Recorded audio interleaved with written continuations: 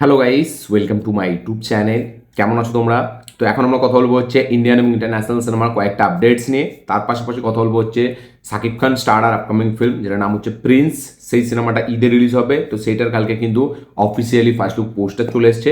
আমি আগের দিন আপডেট ভিডিওতে বলেছিলাম, মানে শনিবার মেবি, হ্যাঁ, যে শনিবার না, শুক্রবার বা শনিবার বলেছিলাম যে প্রিন্সের ফার্স্ট লুক পোস্টার কিন্তু রবিবার আসতে চলেছে। এটা আমি জানিয়েছিলাম। তো কালকেই এর ফার্স্ট লুক পোস্টার এসছে। কালকে আমি কোনো ভিডিও বানাইনি রবিবার বলে, না সরি, কালকে ভিডিও বানিয়েছিলাম অলিভাবে, ঠিক আছে, বাট তারপরে মেবি এই ফার্স্ট লুক পোস্টারটা এসেছিল। তো তারপরে কালকে ভিডিও বানাইনি, ওই জন্য আজকে বানাচ্ছি। তো আপডেট অ্যান্ড এই ফার্স্ট লুক পোস্টারটা নিয়ে কথা বলবো। চলো ভিডিওটা শুরু করা যাক। সব থেকে প্রথম যদি ফার্স্ট লুক পোস্টারটা নিয়ে কথা বলে নিই, দেখুন এই পোস্টারটা দেখলে মনে হচ্ছে এআই দিয়ে বানানো, এআই জেনারেটেড একটা পোস্টার।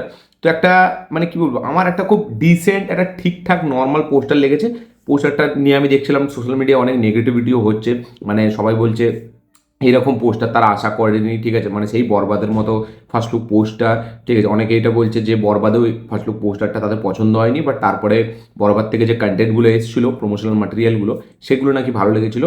এবার দেখার বিষয় এটাই হবে যে প্রিন্সের যে নেক্সট কন্টেন্টগুলো আসবে, প্রমোশনাল যে ম্যাটেরিয়ালগুলো যেগুলো রিলিজ হবে, সেগুলো কতটা অ্যাট্রাকটিভ হয় সেটা দেখার মতো বিষয় হবে। বাট আমার এটা খুব এআই জেনারেটেড মনে হচ্ছে। এবং আমি বলবো শাকিব খান রিসেন্ট টাইমে সে যে পথে এগোচ্ছে, তার যে ট্র্যাক রেকর্ড, ঠিক আছে, তো সে এরকম একটু মাসি অ্যাকশন, মাস অ্যাপ্রোচ সে রাখতে চায় তার ফিল্মে। এবং এটা যদি আমি দেখি তো ঠিকঠাক আছে। বাট যে বন্দুকের ডিজাইনিংটা সেটা আমার বেশ ভালো লেগেছে। মানে পিয়ানো আছে, তার মধ্যে ঘুড়ি আছে, এবং তার মধ্যে একটা মেশিন গান টাইপ আছে। তো ঠিক আছে, তো বন্দুকের যে স্টাইলটা সেটা খুব ইউনিক, সেটা খুব একটা কী বলবো, একটু বাকি আর চারটে পাঁচটা পোস্টারের থেকে একটু আলাদা বানায় বন্দুকটার জন্য। বাট যে পুরো ওভারঅল যদি পোস্টারটার কথা বলি, শাকিব খান এবং বন্দুক নিয়ে যেভাবে দাঁড়িয়ে আছে, তো এটা আমার একটা ঠিক। এবং শাকিব খানকে দেখে আমার সেই মিঠুনদার গুরু মুভির কথা মনে পড়ে গেল। গুরুতে এরকম একটা লুকস ছিল মিঠুনদার, ঠিক আছে, মানে হালকা কাইন্ড অফ ওইখান থেকে ইন্সপায়ার্ড হয়ে বানিয়েছে কিনা জানি না। বাট এখানে আমরা দেখতে পাচ্ছি যে একটা মানে একটা হেলিকপ্টারের ভেতর দিয়ে মেশিন গান নিয়ে বার করছে শাকিব খান। আমি জানি না এই শটটা সিনেমার মধ্যে থাকবে কিনা। তো এটা আমার খুব এআই জেনারেটেড মনে হলো, দেখলেও বোঝা যাচ্ছে যে এআই দিয়েই মেবি তৈরি করেছে। বাট আমার একটা ডিসেন্ট, মানে কি বলবো, এটা ইউনিকনেস তো আছে ডেফিনেটলি পোস্টারটার মধ্যে, ঠিক আছে, কারণ বন্দুকটা দেখলে সেটা বোঝা যায়। বাট ওভারঅলে আমার একটা ডিসেন্ট ঠিকঠাক পোস্টার লেগেছে। আমার খুব একটা হাই লাগেনি, খুব একটা হেভি লাগেনি। যেমন তাণ্ডবের পোস্টারটা তবুই দেখলে একটু মাসি আপিল হলেও একটু দেখলে মজা লাগে। বাট মানে তুফানেরটা সব থেকে বেস্ট ছিল, কারণ তুফানে শাকিব খান প্রথমবার ওই রকম টাইপ অফ অ্যাপ্রোচ একটা নিয়েছিল, গ্যাংস্টার ভাইব, তো সেখানে ভালো লেগেছিল। যেহেতু তুফান আমরা দেখে নিয়েছি, তাই জন্য এইখানে লুকস ওয়াইজ নতুন কিছু হেভি প্রোভাইড করছে না, বাট বন্দুকটার জন্য একটু ইউনিক লাগছে। তো আমার একটা ডিসেন্ট বেশ ঠিকঠাক পোস্টার মনে হয়েছে। বাকিটা তো দেখা যাবে বাকি আরও যখন কন্টেন্ট আসবে। তো আপনাদের কি বক্তব্য এটা নিয়ে অবশ্যই কমেন্টে লিখে জানাবেন। নেক্সট যেটা কথা বলবো সেটা হচ্ছে আমাদের একে নিয়ে, জেলার টুকে নিয়ে। তো জেলার টু এতে শাহরুখ খান থাকবে, এটা আমরা জানি, ঠিক আছে। শাহরুখ খান আছে, মিঠুন চক্রবর্তী আছে, বিদ্যা বালান আছে, বিজয় সেতুপতি আছে ক্যামিও চরিত্রে। তো শাহরুখ খানের যে রোলটা হবে জেলার টু এতে, সেটা হবে হচ্ছে শাহরুখ খান, সে কিন্তু রজনীকান্তের ক্যারেক্টারটার কিন্তু সে প্রচুর একটা ক্লোজ ফ্রেন্ড থাকবে, ঠিক আছে, খুব একটা ঘনিষ্ঠ বন্ধুর চরিত্রে আমরা দেখবো শাহরুখ খানকে জেলার টু এতে। এরকমই লেটেস্ট আপডেট চারিদিক থেকে এরকমই উঠে আসছে।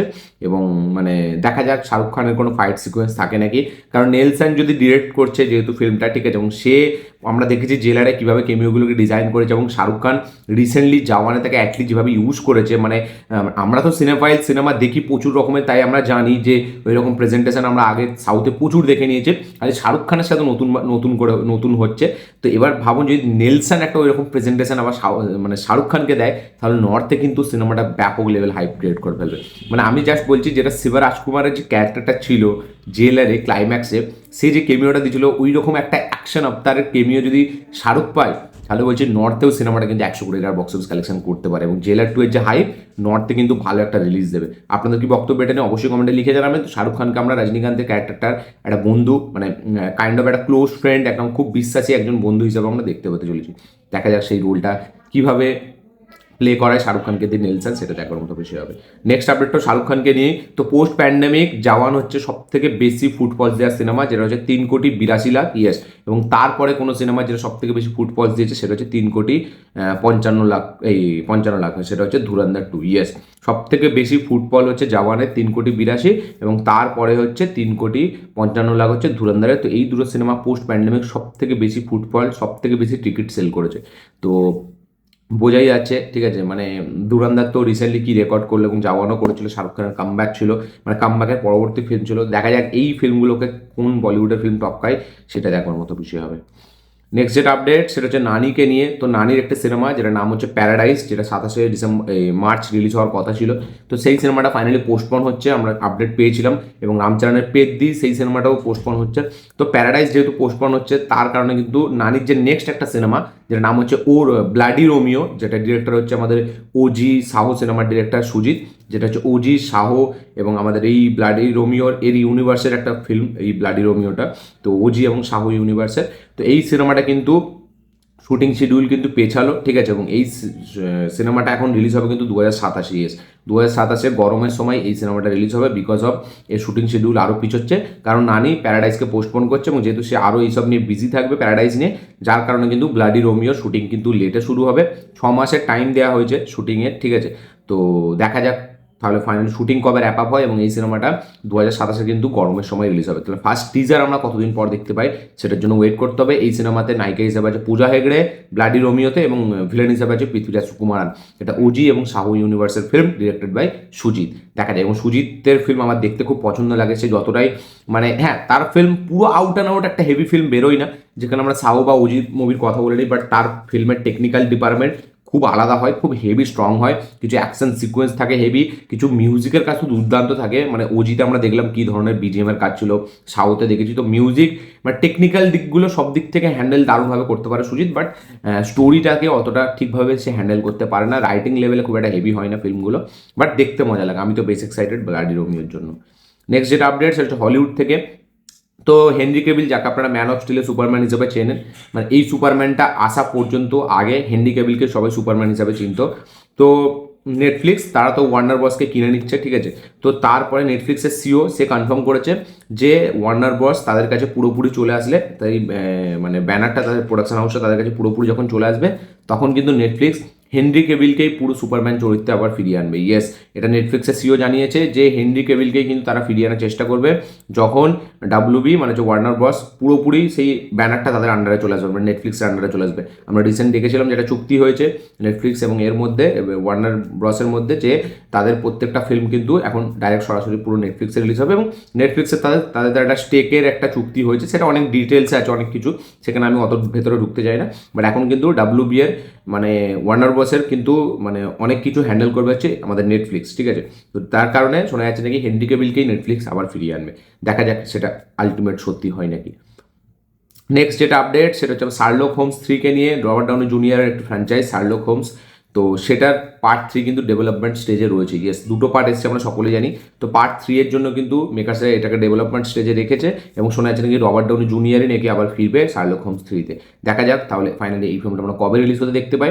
এবং শার্লক হোমস কিন্তু রবার্ট ডাউনি জুনিয়রের মানে কেরিয়ারের খুব একটা আইকনিক ফিল্ম এবং তাকে এই চরিত্রটা সবাই পছন্দ করে, আমিও পছন্দ করি, আমি তো সবেতেই পছন্দ করি।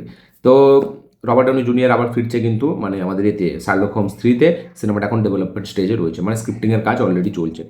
নেক্সট যেটা আপডেট সেটা হচ্ছে ধানুষকে নিয়ে। তো ধানুষের D55 যে সিনেমাটা, যেটা ডিরেক্ট করেছে হচ্ছে শিবকার্তিকের আমারানের যে ডিরেক্টর রাজকুমার পেরিয়াস্বামী। তো সেই সিনেমাটা সে তার নেক্সট সিনেমা হচ্ছে ধানুষের সাথে D55। এই সিনেমাটাতে নায়িকা হিসাবে কিন্তু থাকতে চলেছে শ্রীলীলা। ইয়েস, শ্রীলীলা, যাকে আপনারা খুবই চেনেন, তেলেগুতে এই মুহূর্তে খুব পপুলার একজন অ্যাক্ট্রেস। তো সে বলিউডেও ডেবিউ করছে এই সিনেমাটার মাধ্যম দিয়ে, আশিকি 3 এর মাধ্যম দিয়ে। তো D55 নায়িকা হিসেবে অফিসিয়ালি কিন্তু এখন কনফার্মেশন চলে এসছে যে শ্রীলীলা থাকতে চলেছে এবং এই সিনেমায় মিউজিক ডিরেক্টর হিসেবে থাকতে চলেছে সায়া বানকিয়ার। ইয়েস, সায়া বানকিয়ার সে থাকতে চলেছে মিউজিক ডিরেক্টর হিসেবে। তো দেখা যাক আমারানের মতো 300 কোটি দেওয়ার ডিরেক্টর সে ধনুষকে নিয়ে কত কোটি টাকার বক্স অফিস কালেকশন দেয়। নেক্সট যেটা আপডেট সেটা হচ্ছে সালমান খানকে নিয়ে। তো সালমান খানের কাল্ট ক্লাসিক একটা সিনেমা, এটার নাম হচ্ছে তেরে নাম। তো সেই সিনেমাটা কিন্তু রিলিজ হচ্ছে। ইয়েস, 27 ফেব্রুয়ারি রিলিজ হবে তেরে নামের তেরে নাম ফিল্মটা। ইয়েস, রিলিজ হচ্ছে তেরে নাম 27 ফেব্রুয়ারি থিয়েটারে কিন্তু এই সিনেমাটা রিলিজ হচ্ছে। তো যারা তেরে নাম দেখতে পছন্দ তারা 27 ফেব্রুয়ারি থিয়েটারে গিয়ে আপনারা দেখতে পারেন। নেক্সট যেটা আপডেট সেটা হচ্ছে ফাস্ট অ্যান্ড ফিউরিয়াসের একটা মুভি নিয়ে। ইয়েস, ফার্স্ট এক্স যেটা বেরিয়ে গেছে অলরেডি, আমরা সকলেই দেখেছি, 2023 মেবি বেরিয়েছিল। তো সেই সিনেমাটার একটা পার্ট আসবে যেটা ফাস্ট অ্যান্ড ফিউরিয়াসের লাস্ট পার্ট হবে, এটা আমরা সকলেই জানি, যেটা হচ্ছে 11 মানে 11 নম্বর সিনেমাটা হবে ফাস্ট অ্যান্ড ফিউরিয়াস ফ্র্যাঞ্চাইজের। তো এই সিনেমাটা শোনা গেছিলো 2026 রিলিজ হয়ে যাবে, বাট এখন যেটা অফিসিয়ালি আপডেট করে দিয়েছে, অফিসিয়ালি কনফার্মেশন করে দিয়েছে ইউনিভার্সাল প্রোডাকশন হাউস, যে এই সিনেমাটা 17 মার্চ 2028 রিলিজ হবে। ইয়েস, 17 মার্চ 2028 আসতে চলেছে কিন্তু ফাস্ট অ্যান্ড ফিউরিয়াসের লাস্ট পার্ট, যেটা টাইটেল কিন্তু এখন চেঞ্জ হয়ে গেছে, টাইটেল এখন আছে কিন্তু fast for ever. Yes, title fast for ever. আমি ভেবেছিলাম ফার্স্ট এক্সের জায়গায় ফার্স্ট 11 হবে বা কোনো একটা লাস্ট সাগা, প্রথমে তো লাস্ট সাগা হবে এরকম শোনা গিয়েছিল, বাট এখন কিন্তু এর টাইটেল ফার্স্ট ফর এভার, যেটা 2028 17ই মার্চ রিলিজ হতে চলেছে। তো এখনও 2 বছর ওয়েট করতে হবে আমাদের ফার্স্ট অ্যান্ড ফিউরিয়াসের লাস্ট সিনেমাটার জন্য। ইয়েস, তো 2026 না, 2027 না, 2028 রিলিজ হচ্ছে ফার্স্ট অ্যান্ড ফিউরিয়াস। নেক্সট যেটা আপডেট সেটা হচ্ছে বারাণসী সিনেমাটাকে নিয়ে, মহেশ বাবুর সিনেমা, রাজমৌলি ডিরেক্টর। এই সিনেমাতে প্রিয়াঙ্কা চোপড়া এবং আমাদের একেও দেখতে পাবো পৃথ্বীরাজ সুকুমারনকে। তো বারাণসীতে মহেশবাবুর চরিত্রটার নাম হতে চলেছে রুদ্র, এটা আমরা সকলেই জানি।